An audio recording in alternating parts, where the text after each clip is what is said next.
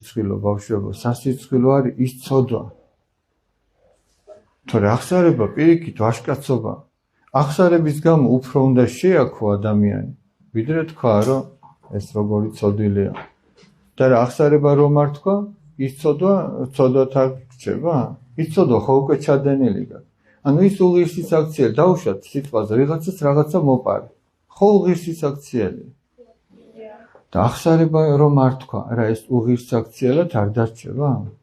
ხო დარჩება ეს უღირს აქციელად, მაგრამ შენ თუ იტყვი აღსარებას, ამითი ნახე რას ამბობ, მე უფალო მძულს ეს აქციელი.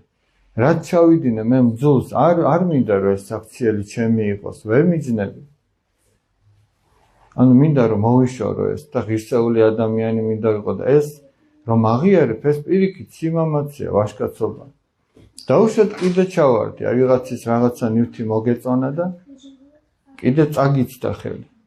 ეს ცოდვა ხო უკვე ჩადენილია, საქციელი ხო უკვე ჩადენილია. ის სასიცოცხლო რამ უკვე მომხდარია. და ეხლა სამამაცო რამაც უნდა მოხდეს, ანუ აღსარება. გესმით?